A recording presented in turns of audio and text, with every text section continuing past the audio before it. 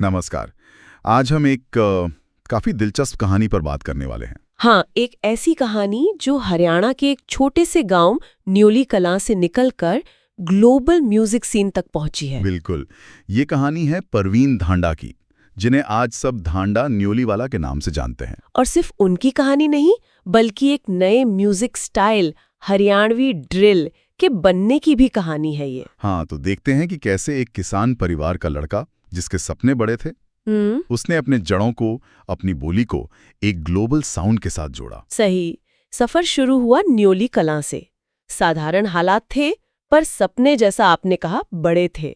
फिर 2018 में वो गए ऑस्ट्रेलिया पढ़ाई के लिए। हाँ, पर मतलब दिल तो शायद यही था, म्यूजिक में। सुनने में आया है कि वहाँ वो दिन में सबवे में काम करते थे। हाँ, और रातें म्यूजिक बीट्स बनाने में निकलती थीं।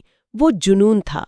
और शायद इसी जुनून से निकला वो पहला गाना, अफगान। बिल्कुल, अफगान वो मोड़ था। इसी गाने से परवीन धांडा बन गए धांडा न्योली वाला। लेकिन ये ड्रिल म्यूजिक क्या है असल में, जिसने हरियाणवी टच के साथ इतना बज़ क्रिएट किया? अच्छा सवाल है। देखिए, ड्रिल म्यूजिक की जड़ें तो शिकागो, लंदन में है। इसकी खासियत है थोड़ी डार्क, सिंकोपेटेड बीट्स। अच्छा। हाँ, गहरा बेसलाइन होता है और थीम्स अक्सर थोड़ी गंभीर, यथार्थवादी होते हैं, थोड़ी ग्रिटी। ओके। तो धांडा ने क्या किया, इसी साउंड पर हरियाणवी बोली, वहां का कल्चर, वहां की बातें डाल दी और बन गया हरियाणवी ड्रिल। एकदम नया फ्यूजन। तो ये सिर्फ स्टाइल कॉपी करना नहीं हुआ, ये अपनी मिट्टी की आवाज को नए तरीके से पेश करना हुआ। बिल्कुल सही। और अफगान के बाद तो बस चल पड़ा सिलसिला। हाँ, गाने जैसे नाइफ ब्राउन, ईगो किलर, और एक वो गाना जो बहुत चला, अप टू यू। अरे हाँ, अप टू यू ने तो कमाल ही कर दिया था। स्पॉटिफाई इंडिया चार्ट्स पे टॉप पे रहा और इंस्टाग्राम रील्स पर तो छाया हुआ था। बिल्कुल।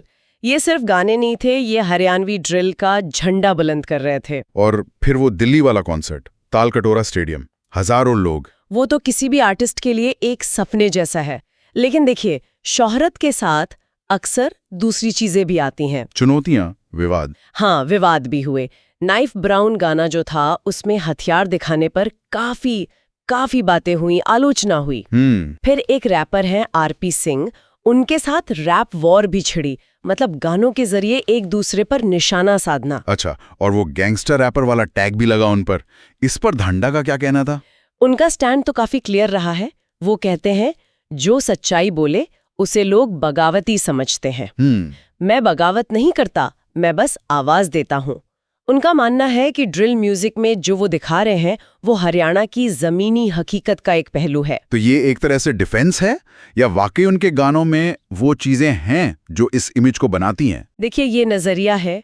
उनके गानों में अग्रेशन, स्ट्रगल, स्ट्रीट लाइफ की बातें मिलती हैं। ये ड्रिल जॉनरा का हिस्सा भी है। पर वो कहते हैं कि वो महिमा मंडन नहीं कर रहे, बस जो देखते हैं वो लिख रहे हैं। लेकिन इसका असर तो दिख रहा है। गांव के युवा वो तो जुड़ रहे हैं इनसे। हाँ बिल्कुल, वो उन्हें एक तरह से आइडल मानने लगे हैं। और ये भी बात सामने आई है कि वो गांव में बच्चों को म्यूजिक भी सिखाते हैं। अच्छा, ये तो बढ़िया बात है। हाँ, मतलब अपनी जड़ों से जुड़े हुए हैं। और आज वो सिर्फ एक रैपर नहीं, एक ब्रांड बन गए हैं। कलमकार, दीप कलसी, KRS ने देसी हिप हॉप के बड़े नामों के साथ कोलैबोरेशन किया है। उनकी एक लाइन है जो शायद पूरी जर्नी बता देती है। ड्रिल मेरी जुबान है, हरियाणा मेरी पहचान है, और माइक मेरा हथियार। बिल्कुल, गांव से निकले थे और आज पहचान बनाकर लौटे हैं। ये सिर्फ पर्सनल सक्सेस नहीं है, शायद एक कल्चरल शिफ्ट का भी संकेत है। आखिर में धांडा खुद भी कहते हैं कि जिन लोगों को कभी उन पर यकीन नहीं था, हाँ, और अब आज उन्हें उन पर गर्व है, और वो मानते हैं कि ये तो बस शुरुआत है। ये सोचने वाली बात है कि कैसे एक आवाज अगर अपनी मिट्टी से जुड़ी हो, अपनी संस्कृति से जुड़ी हो, तो उसकी गूंज कितनी दूर तक जा सकती है। सही। और सिर्फ दूर तक ही नहीं, बल्कि एक पूरी पीढ़ी को इंस्पायर भी कर सकती है। ये सफर सिर्फ म्यूजिक का नहीं है, पहचान का भी।